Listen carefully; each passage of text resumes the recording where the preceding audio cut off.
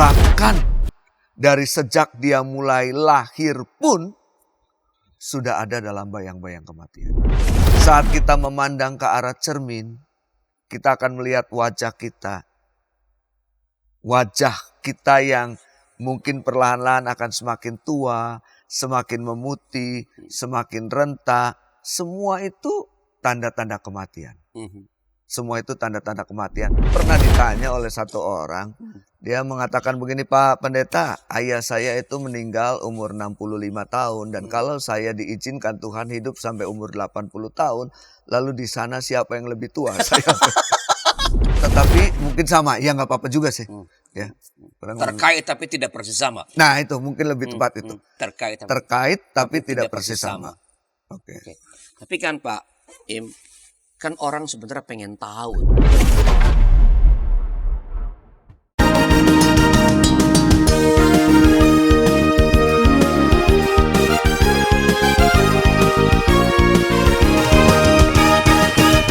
Sahabat DKB, kita kembali berjumpa dalam acara Gema Kasih Indonesia bersama saya Pendeta Lian Suara, saya bagi pemandu percakapan kita.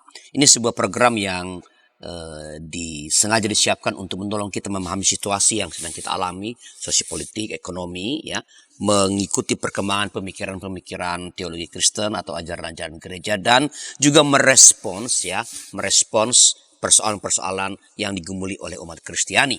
Nah, kali ini kita bicara mengenai sebuah topik yang sangat menarik, yaitu kehidupan setelah kematian. Kehidupan setelah kematian. Dan untuk mempercakapkan ini sudah datang di studio narasumber kita yang tidak asing lagi bagi Anda, karena udah beberapa kali narasumber udah datang studio kita, yaitu Bapak Pendeta Immanuel Christo. Selamat datang kembali Pak Immanuel Christo. Terima kasih Pak Arlianus, tapi kok nada bicaranya agak beda dengan tema ini ya. Lebih pelan. Karena bicara mengenai kematian ini Pak, ya. Dan kita kan umurnya udah agak tua. Ya, Pak Pendeta Immanuel Christo adalah pendeta di GKI Gunung Sahari, ya. Beliau adalah ketua pembina Yayasan UKDW. Ya. Apa sih UKDW itu Pak? Universitas Kristen Duta Wacana. Di mana itu Pak? Di Jogja, ya. Ya, sebuah universitas Kristen yang sangat keren, ya. Dan juga beliau adalah ketua pengurus dari Yayasan Tabita. Apa itu? Persekutuan, perkumpulan Tabita. Apa itu Tabita? Itu perkumpulan kedukaan. Jadi memang bicara kematian. Wah, ini bukan promo kan Pak? Bukan promo ya. Ya, sekali-sekali bolehlah nyuri-nyuri promonya. Iya. Ya, di samping itu ada banyak aktivitasnya. Dia juga adalah ketua dari Komisi Kependetaan di GKI Sinode Wilayah Jawa Barat. Kehidupan setelah kematian. Pak Pendeta, ada sebuah ungkapan atau ada yang mengatakan bahwa ini di Amerika, ya, bahwa hanya ada dua hal yang pasti dalam dunia ini. Yang pertama adalah pajak, dan yang kedua adalah kematian. Ya. Kematian adalah sesuatu yang pasti dialami oleh siapapun yang pernah hidup. Komentar Anda? Oh iya, jadi ini pas sekali Pak, pajak dan kematian, setuju saya. Jadi pertama-tama saya mau membuka dengan ayat yang ada di Mazmur 23 Pak. Oh, terkenal sekali ya. Mazmur 23 ayat 4. Ya. Sekalipun aku berjalan dalam lembah kekelaman, aku tidak takut bahaya, sebab engkau besertaku, gadamu dan tongkatmu itulah yang menghibur aku. Kata lembah kekelaman, ini dalam bahasa Ibrani ditulis dengan kata salmafet. Salmafet itu artinya adalah bayang-bayang kematian. Jadi persis seperti yang Pak Arlianus sampaikan, bahwa sekalipun aku hidup dalam bayang-bayang kematian. Itu artinya apa? Artinya kematian di dalam Alkitab itu memang dipandang sebagai sebuah kegelapan yang kelam gitu ya. Gak ada orang yang mau mati. Ya. Tapi dengan kalimat ini, sekalipun aku berjalan dalam bayang-bayang kematian, itu artinya juga bahwa setiap manusia, bahkan dari sejak dia mulai lahir pun, sudah ada dalam bayang-bayang kematian. Begitu hidup itu berarti sudah berada dalam bayang-bayang kematian. Jadi kematian itu bukan soal urusan angka, bukan soal urusan usia, ya. setiap orang yang lahir, setiap orang itu juga yang ada dalam bayang-bayang kematian. Saat kita memandang ke arah cermin, kita akan melihat wajah kita. Wajah kita yang mungkin perlahan-lahan akan semakin tua, semakin memutih, semakin renta. Semua itu tanda-tanda kematian. Semua itu tanda-tanda kematian yang semakin dekat. Jadi kalau orang Jadi getar ngomong kalau semakin dekat ini. Jadi kalau orang merayakan ulang tahun, ya, Means itu berarti kan berkurang. semakin berkurang. Nah, Ya. semakin dekat kepada kematian. Semakin dekat dengan Kita kematian. jangan merayakan ulang tahun. Makanya di Alkitab nggak ada yang merayakan Nggak ulang ada, tahun. ya. Selain Firaun dan satu itu. Ya nggak ada. Jadi semakin kita dekat, semakin bertambah usia kita, semakin dekat kita dengan bayang-bayang kematian. Itu sebabnya menurut saya, mari kita berdamai dengan kematian. Ya. Kan kematian bukan soal umur. Ya, Ya, artinya kematian bisa datang kapan saja. betul. Ya, begitu orang hidup atau dia lahir sesuatu hidup, artinya dia sudah berada dalam bayang-bayang kematian. Iya. Tinggal menunggu Nggak tahu kapan. waktu kapan. Tapi semakin hari sesuatu, apalagi kita manusia, semakin lama kita hidup, artinya itu semakin dekat kepada kematian. Jadi kita menuju pada kematian ini sebenarnya. Jadi kita hidup ini sekarang kita lagi bercakap-cakap, Iya. ya, kita diskusi, ya, memberi pencerahan, itu dalam rangka persiapan menuju kematian. Ya, itu sebabnya saya mengajak kita untuk berdamai dengan kematian. Karena kematian itu bukan soal usia kok. Berapapun usia kita, apakah kita masih muda atau kita sudah tua, kita tidak lepas dari bayang-bayang kematian. Saya pernah ketika saya diminta untuk berdoa dalam sebuah komunitas, dalam satu persekutuan, kurang lebih doa saya begini Pak Arlianus. Kami memasuki malam dan kami hendak beristirahat dalam tidur malam kami, jaga kami, dan bangunkan kami esok pagi dengan kekuatan dan kesegaran yang baru, supaya kami bisa menjalani kehidupan di hari yang baru. Namun, tetapi kalau Tuhan berkehendak lain terhadap kehidupan kami, terimalah kami dalam rahmat-Mu. Rupanya doa saya direspon oleh banyak orang. Kok mengerikan banget doanya. Karena menurut saya ya memang kita tidak pernah tahu kapan kita akan meninggal. Boleh jadi setelah kita tidur nanti malam, besok nggak pernah bangun lagi. Betul. Nah kalau kita sudah diterima dalam rahmat Tuhan kan, ya itu sudah cukup gitu ya, membuat kita tenang. Jadi karena itu mengajak berdamai. Bagaimana sebaiknya kalau begitu Pak? Tadi kan udah mengatakan berdamai ya. Kita merespons kematian yang pasti akan tiba itu. Ya ada sebuah jenis sastra dalam literatur abad ke-15. Ini dunia waktu itu dilanda, Eropa dilanda dengan wabah besar yang namanya Black Death itu. Iya. Yang korbannya sampai ratusan juta jiwa. Jadi kalau COVID-19 ini memakan korban, saya kira nggak lebih banyak mungkin ya dibandingkan dengan Black Death ya. Nah, itu aja orang udah mulai mikir ini akhir zaman gitu. Padahal Black Death waktu itu abad 15 sudah terjadi. Nah ada dalam sastra, literatur sastra itu diungkapkan bagaimana kita memiliki seni mati. Seni mati. Ya. Wah, keren ini. Dan seni hidup. Ya. Jadi saya kira kita mesti memikirkan seni mati dengan indah. Di samping menjalani kehidupan yang lebih bermakna. Ya. Bagaimana kita siap dengan kematian, tapi juga bagaimana kita bertanggung jawab terhadap hidup. Kurang lebih begitu. Memahami kematian, berdamai dengan kematian adalah ketika kita memahami seni mati kita. Ya, di samping seni hidup kita.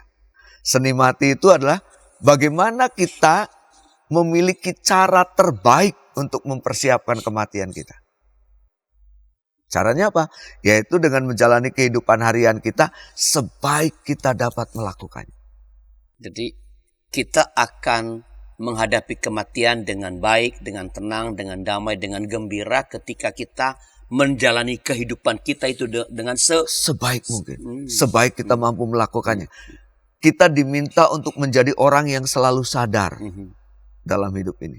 kita diminta untuk menjadi orang yang selalu bertanggung jawab dalam hidup ini. Ketika semuanya bisa kita jalani, ya apa yang memberatkan kita? Ya. Orang takut mati itu kan karena ada banyak hal yang belum terselesaikan dalam hidup ini. Berarti kematian tidak perlu dan tidak akan menakutkan ketika kita menjalani hari demi hari itu dengan sebaik-baiknya begitu. Ya, persis seperti yang Rasul Paulus katakan dalam Filipi 1 ayat 21 dan 22. Karena bagiku hidup adalah Kristus dan mati adalah keuntungan. Gitu ya. Tapi jika aku harus hidup di dunia ini, itu berarti bagiku bekerja dan memberi buah. Paulus sendiri bilang, jadi mana yang harus kupilih? Aku tidak tahu. Karena buat Paulus, hidup dan mati itu punya makna. Ya. Jadi bukan cuma bagaimana kita mempersiapkan kehidupan kita di dunia ini dengan sungguh, tapi kita juga mempersiapkan kematian kita dengan sungguh. Nah itu yang dimaksud dengan seni mati dan seni hidup itu. Apa sih ketika Paulus mengatakan mati adalah keuntungan? Keuntungan apa kalau mati? Dia sudah menyelesaikan segala sesuatunya. Aku sudah sampai di garis akhir dengan baik. Ya. Jadi hidup yang kita jalani itu kan diilustrasikan sebagai sebuah pertandingan. Di mana setiap orang ada di lintasannya masing-masing. Ya. Dan setiap orang diminta untuk menjalani kehidupan di tiap lintasannya itu dengan sebaik dia mampu. Sehingga ketika dia mencapai garis akhir, maka mahkota kemuliaan itu, kata Rasul Paulus, akan diterimanya. Jadi nggak ada yang memberatkan. Karena semuanya sudah selesai dengan baik. Saya pernah membaca ya Pak Arlianus, ada sebuah kisah dari seorang raja Persia kuno kalau tidak salah, yang ketika dia meninggal, dia meminta untuk peti matinya diberi 2 lubang untuk menjulurkan 2 tangannya keluar. Okay. Itu sebagai sebuah bentuk simbolis bahwa kita di dunia ini datang tidak membawa apa-apa. Kita mati juga tidak membawa apa-apa. Ya. Jadi selesai. Nah ini yang Paulus katakan, hidup itu untuk Kristus. Artinya selama kita hidup, kita diberi kesempatan untuk mewujudkan karya Allah dengan baik. Sehingga ketika kita mati, kita selesai dengan kehidupan kita. Kita juga selesai. Berarti itu yang dimaksud dengan Paulus, dengan itu berarti bagiku keuntungan. Bekerja memberi ya. buah. Betul. Bekerja memberi buah. Selama kita hidup, selama itu pula kita diminta untuk menghadirkan rahmat Tuhan. Jadi sekali lagi supaya kematian yang pasti akan datang itu entah kapan, ya tidak menakutkan dan tidak perlu menakutkan gitu. Bukan kita spekulasi tentang what next, tetapi sebenarnya berpusat pada hidup yang sekarang ini. Ya, kalau pakai Paulus mengatakan berarti bagiku bekerja memberi buah. Tadi Pak Iman mengatakan menjalani hidup dengan sebaik-baiknya. Begitu ya Pak Iman? Betul. Menjalani hidup dengan sungguh-sungguh, dengan sebaik mungkin. Menghadirkan rahmat bagi banyak orang, berkat bagi banyak orang. Ya, tapi kan kita bicara mengenai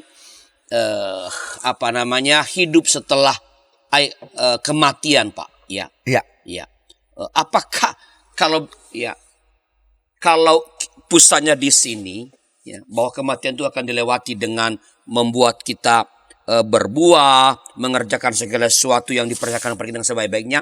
Ya, sebelum berbicara seperti apa kehidupan itu, sebenarnya saya mau tanya gini, sebenarnya apakah memang ada kehidupan setelah kita mati? Apakah ada kehidupan yang lain selain hidup dari yang kita jalani sekarang ini? Setelah beberapa informasi berikut ini.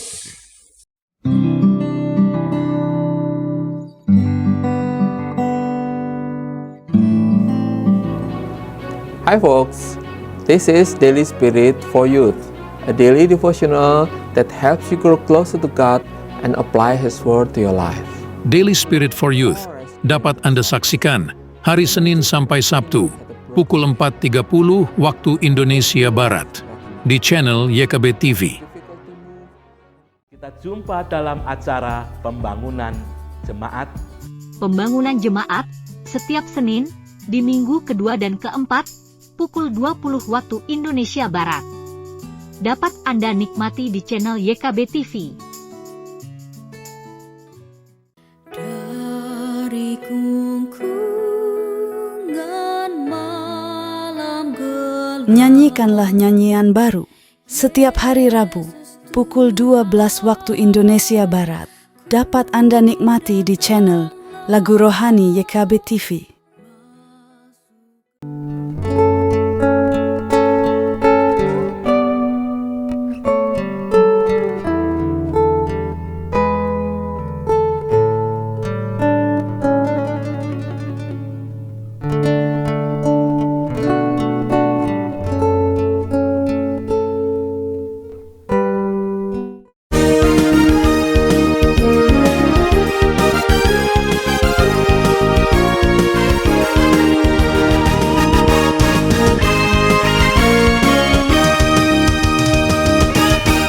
Dalam acara Gema Kasih Indonesia dengan saya, Pendeta Leftoro, sebagai tuan nyonya rumah dari acara Gema Kasih Indonesia ini, dengan narasumber kita Bapak Pendeta Immanuel Kristo, dengan percakapan tentang kehidupan setelah kematian. Pak Pendeta tadi kan bercerita bahwa di awal bukan menjelaskan bahwa kalau mau menghadapi kematian dengan tenang, tidak perlu takut, bahkan dengan gembira, dengan damai, maka jalanilah hidup dengan sebaik-baiknya. Nah, pertanyaan saya, emang ada Pak kehidupan setelah kematian itu? Masalahnya belum ada orang yang mati hidup lagi ya. Pak, pertanyaannya seringkali juga berkembang gitu Pak. Seperti apa? Betul. Apakah, kalau itu udah ada baru kan seperti iya, apakah sama? Ya, saya pernah ditanya oleh satu orang.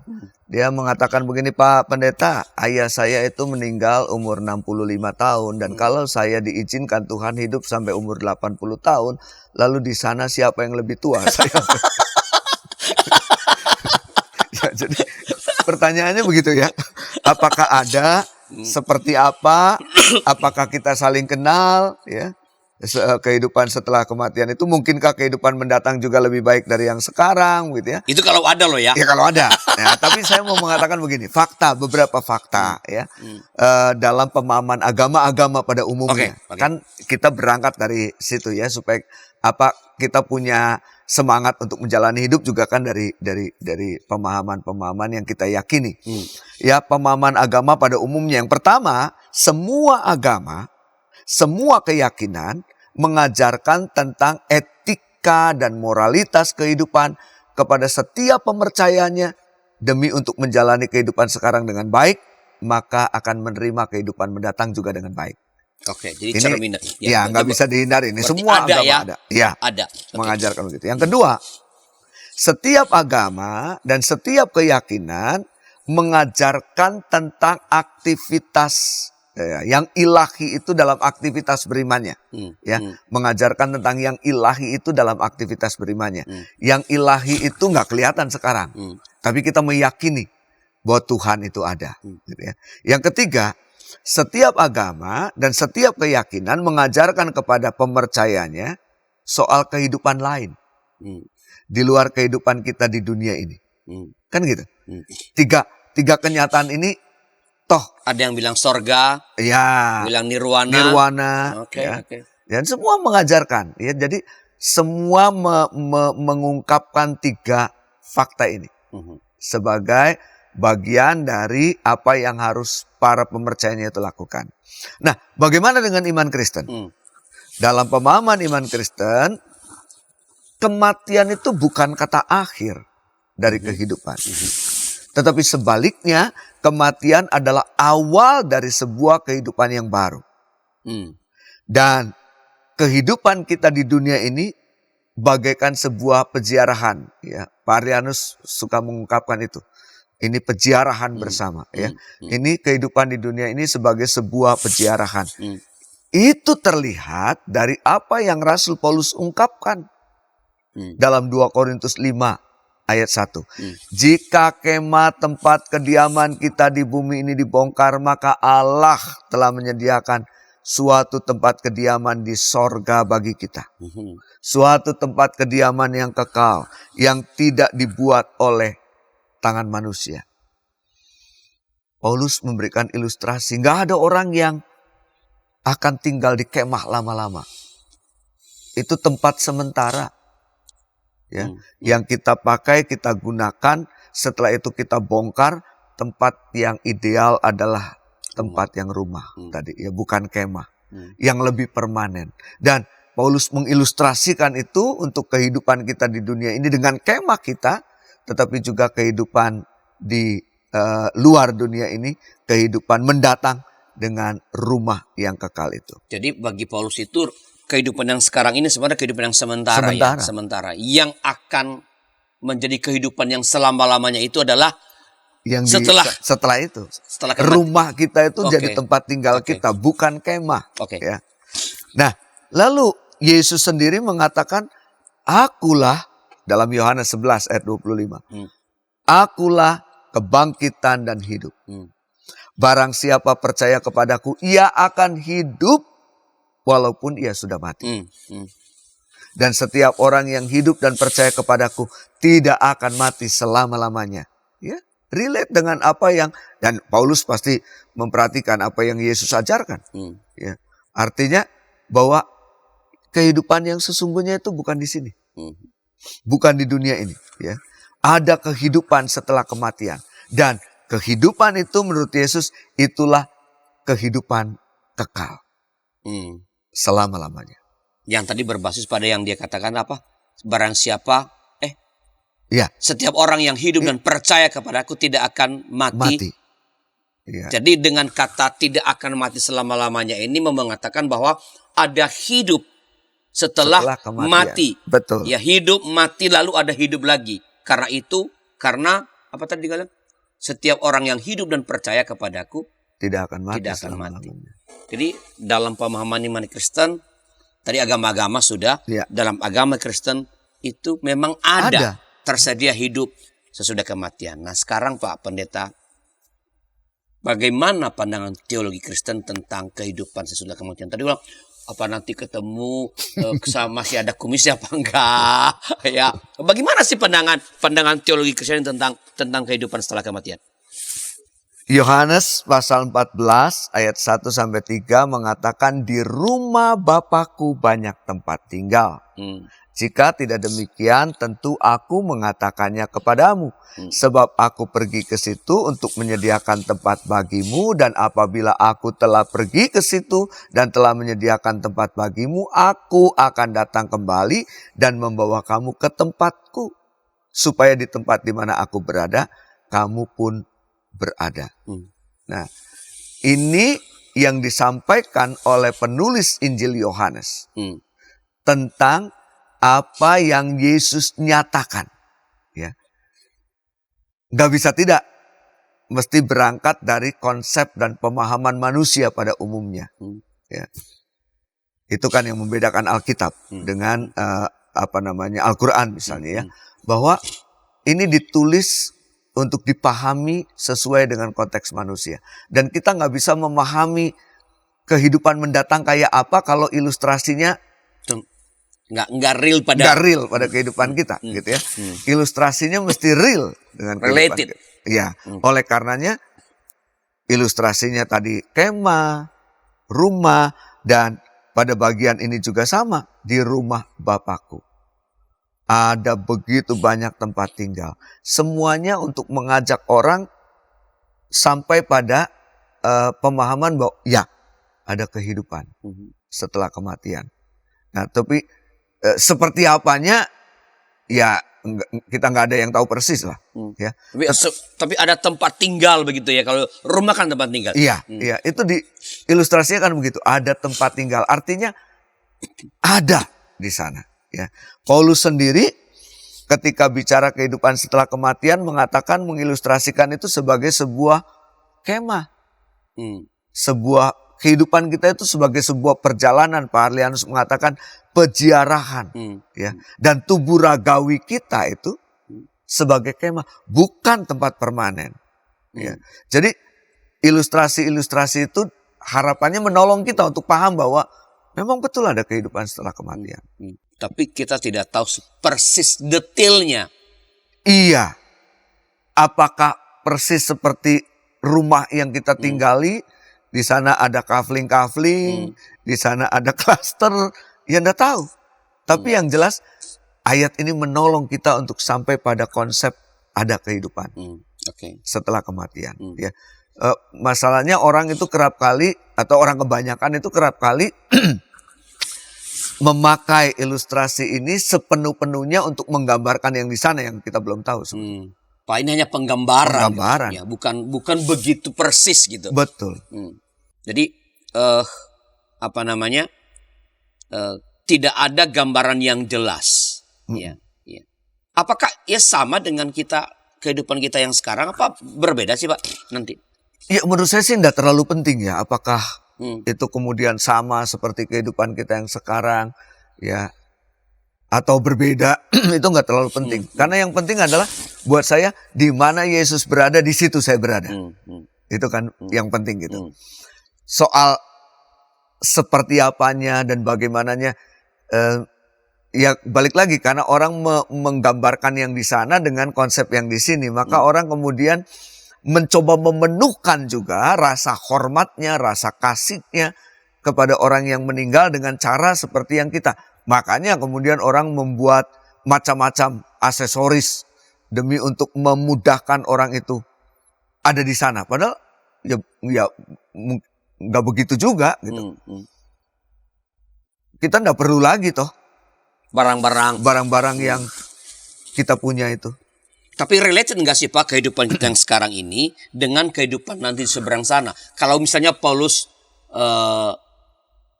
mengatakan bahwa ini tubuh yang fana dengan tubuh yang baru, ya. Tapi ketika Yesus bangkit, orang masih mengenali dia. Iya, Yesus bangkit, orang masih mengenali dia, tapi Yesus mengenakan tubuh yang berbeda, gitu kan? Buktinya dia bisa masuk rumah tanpa harus membuka pintunya. Tapi Yesus juga bisa makan sama-sama. Ya. Jadi kalau ditanya seperti apanya, ya itu tubuh yang Yesus kenakan, tubuh kemuliaan. Tapi related dengan yang sekarang karena dia gini loh. Kalau misalnya dikenali gitu ya. Ya kalau baru sama sekali kan bagaimana dikenali? Berarti ada kaitannya dengan yang sekarang. Kalau Pak Arlianus mengambil contoh itu, saya setuju. Jadi mestinya saya masih bisa kenal nih Pak Arlianus di sana nih ya. Kalau kita ketemu. Tapi nggak persis sama juga kan? Ya begitu. Beda juga karena tadi tembus bisa tembus tembok tanpa membuka pintu. Nggak dibatasi ruang dan waktu. Iya betul. Tidak dibatasi oleh ruang dan waktu. Yesus bisa tiba-tiba ada di tengah-tengah para muridnya tanpa para muridnya membukakan pintu dan mempersilahkan dia masuk gitu. Ya. Jadi kalau lihat dari sana ya bayangannya bisa dikenali tetapi beda ya, juga, nggak persis sama. Jadi tadi urusan tadi 65 dengan 80 itu. Dan itu pertanyaan yang udah lama gitu kan. Yesus juga ditanya oleh orang-orang Saduki gitu kan. Ketika ada tradisi perkawinan Levirat dalam masyarakat Yahudi. Loh ini orang menikah dengan satu orang lalu kemudian meninggal menikahi saudaranya dan seterusnya. Terus di sana siapa yang jadi suaminya? Karena semua pada ngumpul nanti. Iya kan. Kan di sana nggak ada kawinan mengawinkan. Jadi ya kalau dibilang sama ya nggak persis sama. Saya setuju. Jadi itu sudah muncul dari waktu-waktu yang lalu dan mereka memakai situasi yang mereka pahami sekarang untuk memandang yang akan datang. Yang nggak ketemu juga sebenarnya. Jadi jelas bahwa kehidupan yang akan datang itu ada tetapi berbeda. Berbeda tetapi mungkin sama. Ya nggak apa-apa juga sih. Ya. Terkait tapi tidak persis sama. Nah itu mungkin lebih tepat itu. Terkait tapi tidak persis sama. Oke. Tapi kan Pak Im, kan orang sebenarnya pengen tahu tuh. Ya, jadi kalau ada yang pengen tahu, nih Papa Nita jawab apa? Saya pengen tahu kehidupan di sana gimana. Kalau saya nggak jelas, ngapain saya mesti capek-capek beriman nggak jelas di sananya? Iya, jadi memang manusia itu kan makhluk yang selalu ingin tahu ya. Dalam banyak hal kita pengen tahu, termasuk juga dengan sesuatu yang seperti tema kita yang kita bicarakan. Bagi saya, fokus kita seharusnya adalah bukan bagaimana dan seperti apa kehidupan setelah kematian itu. Ya. Fokus kita adalah apakah kita akan bisa menikmatinya. Apakah nanti saya bisa ada di sana begitu? Iya. Oleh karena itu, fokus kita di bagaimana kita tetap bertekun, hidup dalam iman, bersekutu dengan Tuhan, menjadi berkat bagi banyak orang. Ya. Itu yang jauh lebih penting. Jadi bukan soal, dan Alkitab juga nggak menjelaskan bagaimana dan seperti apanya. Nggak ada ya Alkitab yang menjelaskan bahwa nanti itu ada Pak Immanuel Christo karena dulu dia di Gunung Sahari. Ya di sini kecil aja lah rumahnya karena dia udah besar dulu di Gunung Sahari. Ya pendeta ini karena dulu dia melayani di gereja yang kecil dikasih rumah yang postur yang lebih besar. Nggak ya? Nggak. Saya pikir kita seringkali memang membayangkan yang di sana dengan yang di sini gitu ya. Padahal ya seperti tadi Pak Leanus, terkait tapi tidak persis sama. Dan nggak penting juga. Itu juga mungkin ya Pak, bagaimana cara kita membaca Alkitab kali ya. Jadi kalau memimpin pemahaman Alkitab itu kan ada pertanyaan-pertanyaan yang sering kali muncul. Pak, buah pohon pengetahuan baik dan jahat itu kayak apa? Gitu ya. Kayak apel, kayak mangga. Buat saya nggak penting gitu kan. Iya. Seperti apanya. Tetapi apa yang Allah mau katakan lewat Alkitab itu yang jauh lebih penting. Ketimbang mencari apa yang Alkitab mau katakan gitu.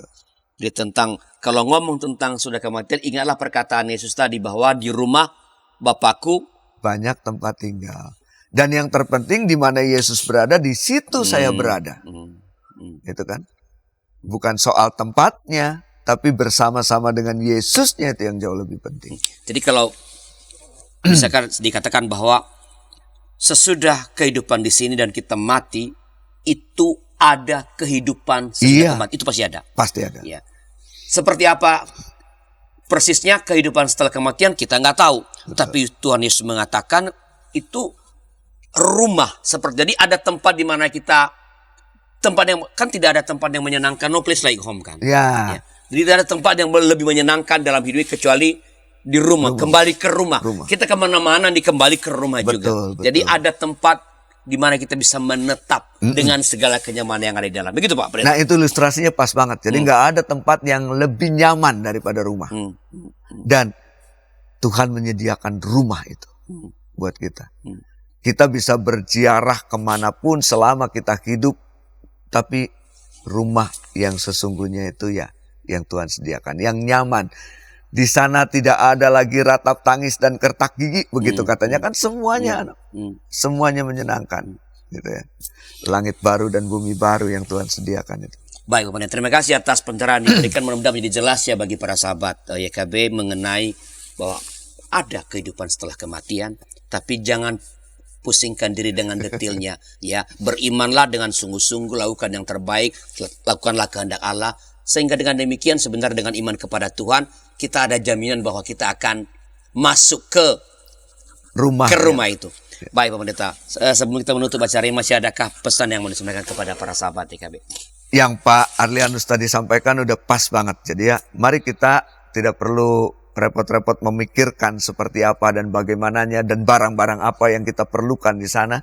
Tetapi mari kita beriman dengan sungguh-sungguh selama kita menjalani kehidupan di dunia ini. Ya, dan mari kita juga mengupayakan kehidupan yang terbaik selama Tuhan memberi kita nafas kehidupan.